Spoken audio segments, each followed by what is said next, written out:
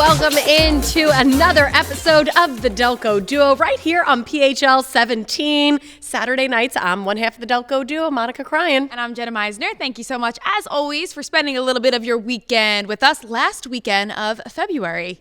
Okay, good to know. Good to know. A reminder to you.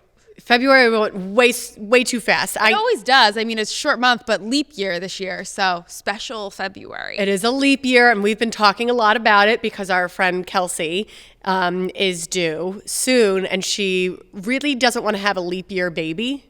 I don't blame her. I can understand both sides of it. It is a very cool birthday to have, but then you don't have like a true birthday.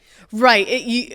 When you're not celebrating on a leap year. Right. Because on a leap year, you do. You've got your February 29. Every 4 years. So. Right. But that's every 4 years. And I always thought it was so funny when people would be like, you know, when you're like 16 and they're like, I'm 4 actually. And I'm like, okay, this is so weird. But I actually would want to look that up, like how many people are born on a leap year. Is it like Right. a New Year's Day baby? Like, you know how the news goes to like the hospital, like the first baby, Yes, that's first baby of the new year. Is there a first baby of the leap year? we gotta keep track of that. Maybe We it could gotta be see. Kelsey's baby. Maybe it could be. That would be a news story. And that actually leads us nicely into our debrief. Let's get right to it. We were recently talking about, it's always a topic of conversation, you know, millennials versus boomers, Gen Z versus this, that, the other.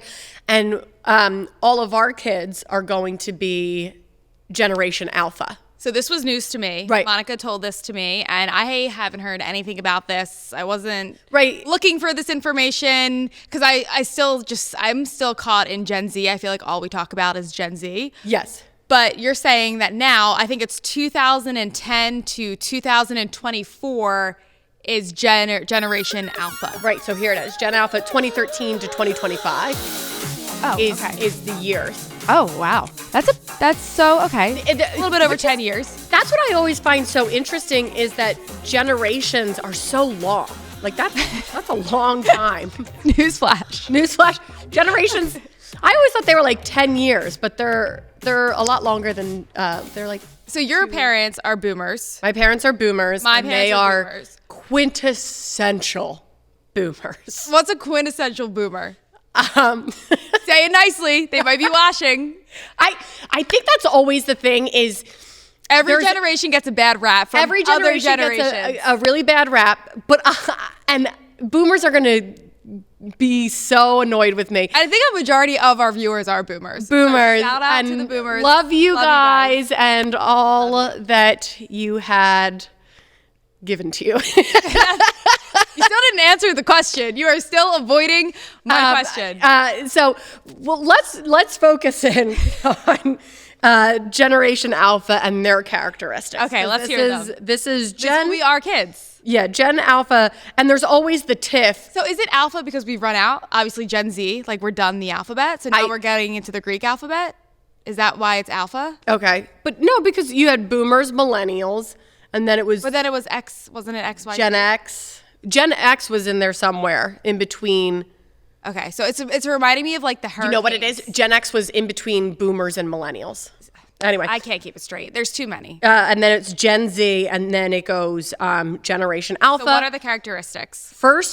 Digital first generation. Like Obviously. everything is digital, and I see that.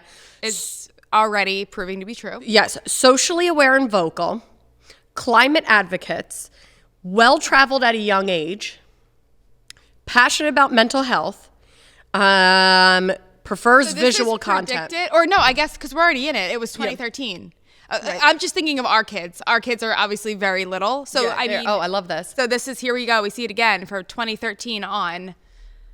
And I see that, and again, I think there's always the tiff, like between generations. So millennials are always judging Gen Z. Well, we're millennials, and all we care about is avocado toast, and we're never going to be able to buy homes. Yes. Is what that's all they say about millennials. Right, and then boomers are the ones who paid like $1 for their home And they but sold walk it to for $1 million. school in the blizzards. Yes, but now they're selling their homes for $1 million and can't understand why millennials are having such a hard time. And then Gen Z are just like, you know, too cool for school, don't show up, not committed kind of thing. And then, Generation Alpha apparently are going to change the world. I mean, they are climate activists. They are well-traveled. They are woke. They are social. I love them. They are all things. They are the generations that's going to save us all. Well, I hope so. I mean, I'm trying to think of where I've taken my 8-month-old. He's been to Avalon. He's so well-traveled. Well-traveled little guy. My kids have been to Florida. That's it. There we go. The Bahamas. We did go to the Bahamas. Generation Alpha sounds so powerful. I know. Like, I don't want to mess with Generation Alpha. Well, because it's like the alpha animal, like the alpha dog, the alpha male. Like everything's like alpha's a good thing. So, or you're powerful. So, hopefully this is better than Gen Z. No, I'm kidding. But we still love you, boomers. Gen Z's not watching us. They're on TikTok. They're like doing their get ready with me. Okay, let's get to our first issue of the evening. Monica, this one is coming from Chuck from Chad's Ford. Yes. My brother and sister-in-law came to stay with us for a week, and we had a great visit. After they left, I found a thank you card with $200 inside. We are not an Airbnb, and I am offended. Nobody said you were an Airbnb, Chuck. This is ridiculous. This is crazy. That they should not be offended? They shouldn't be offended, no.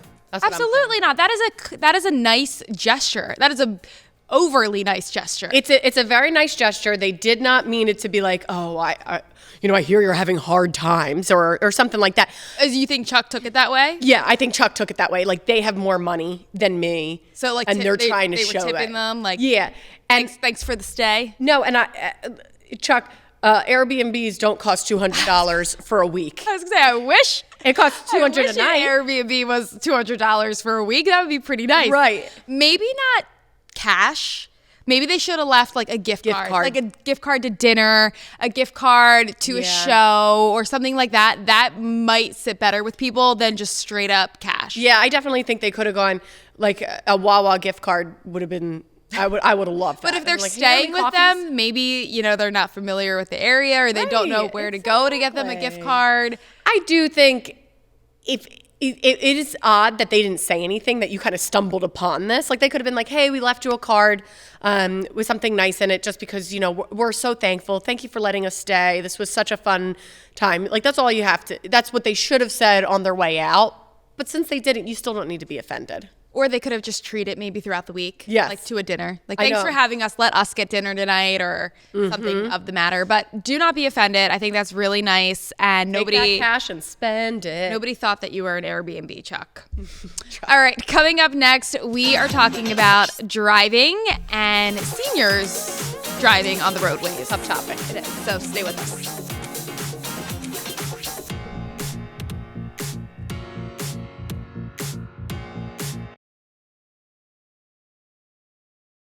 And welcome back. You're watching the Delco Duo. Monica and I are now deep in research of how generations come about.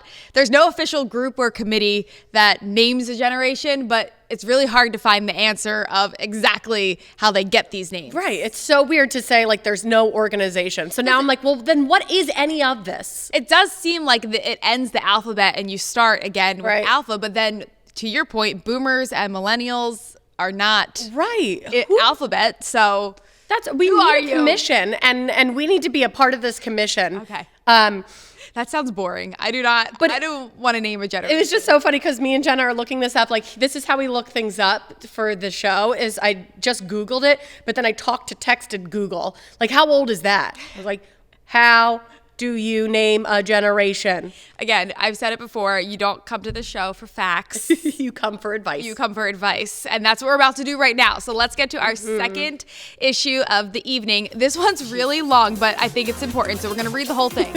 Megan from Middletown. Oh, the other ones are not important. No. I just want everyone to be captivated. Okay. If I'm watching this, I'm like, I'm not reading that. All right. Every now and then I would meet my older cousin for lunch, but as time goes on, her driving skills are failing. She will not let me drive because she says her car is too low and she has trouble getting in and out. She insists on driving, but I am afraid to be in her car with her. Actually, she should not be driving at all. How do I tell her I don't want to drive with her without hurting her feelings? Oh my gosh. I think that this is a problem that so many children, as their parents are getting older, face. It's so when you realize that your mom or dad should no longer, or in this case, a cousin, Yes. should no longer be on the roadway. That's really hard because that still is like, I'm an adult. I agree with you. Come and go where I want to go, and if I want to get into a car, that's what I'm going to do. And then they get more, because they're getting older, they're so stubborn about it. Don't even suggest. And I think it's so funny because I'm sure you've had a similar experience with your grandparents, with my grandparents, and everybody has that time when it's like, I just don't think they should be driving anymore. But it's not, it really at a certain point shouldn't be for us to decide. It needs to be like a law. That's what I was going to say. I think there should be a point in time we pick an age, whatever age might be. We can all vote on it. We can all decide together, which we can never vote make on a decision. so many other we can't make a stupid decision things. on anything else. So I don't know if we'd make a decision on this one. But we decide this age, and then you retake some sort of driving test. To retake a test. And you get your license renewed. We all get our license renewed, but you don't have to take any tests to do that. Yeah. Maybe when you've surpassed this age, you take the test. Think about it. And I cannot stand the laws in Pennsylvania. How many times do I have to go get my car inspected? Once a year. Do you know how ridiculous that is? Do you know how ridiculous that is to every year take my car back and be like, yep, everything's working. Thanks, guys. Here's $200. Yeah, here's $200. Please give me a ticket so it says I can drive the car that I paid $1 bajillion for. Don't even get me started on that. I think that needs to be every 2 years, first of all. But if we're going every year to get our car inspected, they need to be inspecting the drivers. That's far more dangerous. That is far more dangerous. The drivers are far more dangerous than the cars. So now we need to be inspecting these drivers. And a lot of the times it's actually more dangerous for other people on the roadways when you have people who are not comfortable driving. Yes. Like there's nothing worse than being on a big major roadway and like a car that's in the fast lane going really slow. And I understand maybe they're uncomfortable, but that's actually putting not only themselves at risk, but everyone else around them.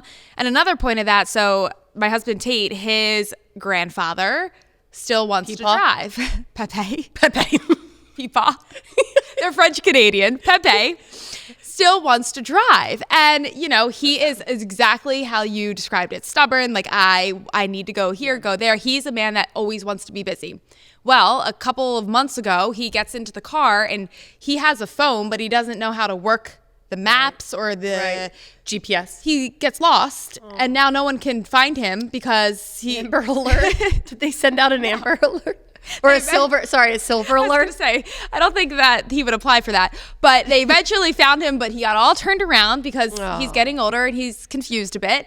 And he couldn't pull up the maps or know how to work them. They couldn't contact him. It was a whole mess. That is so heartbreaking. It's just another example of why we need to reevaluate this. We need laws for it because now it's a lot of pressure on families. And like, again, my pop-up went through this. My mom begged him. Like, stop driving. Please stop driving. But there's only, what is she going to do? Physically keep him from driving? No, that's not going to happen. And she begged him, and he said he could drive. He was fine. Gets in a car accident, and it's too late at that point. But then you have the other end of the spectrum where my mom's mom didn't have a license and she was driving Miss Daisy. She loved it. She had to get to the doctor's appointment, get to the grocery store. My mom drove her up, down, all around Delco. No way. I love it. Passenger princess. I think my grandmom was the original passenger princess. And so cute. That sounds good to me. I mean, I would like to be chauffeured around when I reach a certain age. Right. You know what I mean? So there's two ends, but we got to get to the question here. How do we make sure that Megan doesn't hurt her cousin's feelings? I would frame it as a safety, like I don't want you to get hurt. I don't want you to get hurt or me to get hurt. So I'll drive. Hey, I think at this point, your cousin's going to drive no matter what you tell her to do. You keep yourself safe and say, hey, I'll meet you at lunch. I'll meet you there. I'm going to drive myself. Or pretend you're out already. Hey, I'm out. I got my hair cut. I'll meet you. Protect yourself right now because she's going to get a different car. She says it's too low. She's trouble getting in and out. Get a different car. Don't even get me started. My pop-up had every excuse under the sun why you couldn't get in his car. He had to be in his car. It was always the too low or the too high thing. And it was like, please, pop-up, just stop driving. All right, well, best of luck. Hopefully this goes well for you. Coming up next, we have one of our own issues to talk about, and it's sort of like a combined issue, I feel. Normally it's like one person's, but stay tuned. Yes, I just remembered the issue.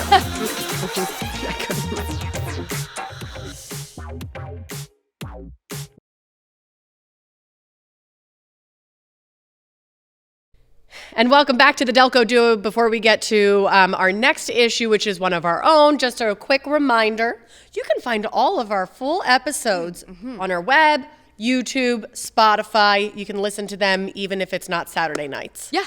But then it's so weird because then you're listening to them like Saturday night. Any time of the week, it's perfect. This turns gets you into a weekend mood. Absolutely. Well, this is a podcast at its heart. At its roots. Yes. All right, let's get to our own issue. Jenna, what do you got? All right. Meisner needs an advisor. So obviously, in a very visual job like television, you open up the door to people who love you. You open up the door to people who hate you. Mm-hmm. You open up the door to criticism. Criticism. At the root of it. Yeah. So people don't hate. I don't know. Hate you. I mean, in general, I'm not talking about me. Of course, they love me. I'm just saying people in this job. Yes. So anywho, this is, what is it, like mean tweets that Jimmy Fallon does? Oh my gosh, Jenna, we should do that one day. We should. Read the mean tweets. We should, but that's sort of what this issue comes down to. Mm-hmm. So I'm going to read you a little message we received. Someone left this on our website. Yeah. So we receive criticism, comments all over the place on social media, email, and then on our website. People find ways to tell us they don't like us, and that's fine. I enjoy this feedback. This one I particularly enjoyed the most. I enjoyed the newscasters on PHL 17, but who decides what they wear? They are the worst. The clothes are matron looking. Jenna needs to do a makeover, and I don't mean that in a bad way. She's young, and her clothing is horrible. The dress she has on today looks like a potato sack. They need a better stylist. So shout out to Carol, aka Karen. We love you. So I read that comment, and Monica and I started talking about this idea of matronly looking clothing. What is matronly looking clothing? Because I think people aren't using that word correctly. When I think of matron clothing, I think of like Amish. Oh, is that what you think of? Yeah. Okay. Like just long sleeves, buttoned up, not form-fitting whatsoever, because it is, and even like an older look, sometimes it can. I think Mother of the Bride, like with the jacket and all the fixings, like very long dress with the jacket. That to me, when I think matronly. Matronly. Yeah, I could see that. A little bit of a heavier look. I think we're both thinking of like a little bit of a heavier look, just like clothes-wise. And it's so funny because then you wear like a little bit of a lower cut shirt and everyone's like, oh my gosh, scandalous. My eyes, I can't. So I would just like, people still think that they're stylists. Oh my goodness, can you imagine? No. How amazing that would be? I think that's what people forget about in news. We're number one, we're working in quite the change of an industry. The industry has changed so much. We definitely don't have stylists. We definitely don't have people doing makeup and hair. And that goes throughout the entire industry. I mean, yes, I think when you get to like national news, like, CNN, sometimes they'll have someone come in and help them with clothes. But for the most part, they're even picking out their dresses and outfits that they wear every day. So that's gone by the wayside. So yeah, we're picking out a lot of our own stuff. And I'm so sad by this comment because the dress that she said looks like a potato sack, my mom has actually said, I do not like that dress. It looks like a potato sack. She said it looks like a potato sack? Maybe my mom is Carol. Mom, are you being Carol? Because now it was a cute little brown dress. I thought I was showing some leg. Even when we were getting ready in the morning, they were like, wow, your dress, like you're showing some leg this morning. And I was like, okay, matronly. I am now matronly, and that dress will not ever be seen again on the lights of PHL 17. Yeah, but I should have put a picture up of what it looked like. Of your dress? You guys could have voted potato sack versus. Is that dress coming back out? It has to. Yeah. We only have so many dresses in this rotation that in about 4 months, you'll see it again, Carol. So I hope you're watching that day. And I don't know, maybe I'll throw a belt on. Maybe I'll do something. There you go. To, give it some more form for you. Form fitting, because I think it's just the shape. It's maybe there's no shape to it. And some people will respond. So like when you get comments, do you respond to these people? Like, should I respond? No, I actually Carol? really don't. Even if they're saying like the nicest things, like, oh my gosh, I love that dress on you. You should wear more of that. I won't necessarily respond to that because, again, I don't want people to think that that's all I'm doing up there is wearing something. It's not about the clothes. It's not about the clothes. I'm telling you a forecast. Did you like the forecast? But for a lot of people, it is. I mean, people it is such, like I said, a visual job that when they tune in, like before they even listen to what we're saying, a lot of the times they're looking at what we're wearing. And it is unfortunate, but a lot of times when I've gotten some bad feedback, guess who's on the phone calling me with the same feedback? Your dad. My dad. Don't wear that again, and then I won't. That's a good point. Like, we already have the toughest critics in our parents, so we don't need you guys to. Okay, we do not need you to. We do. We've got thick skin, and so sometimes for the most part, it's just fun to laugh at. Thank you. I do love potatoes, so I will use that dress to hold my potatoes. That came out a lot wronger. I love our potatoes. All right, trivia. Where is the oldest public African-American burial grounds in the United States? This is a good trivia question. Thanks, Jenna, for coming up with it.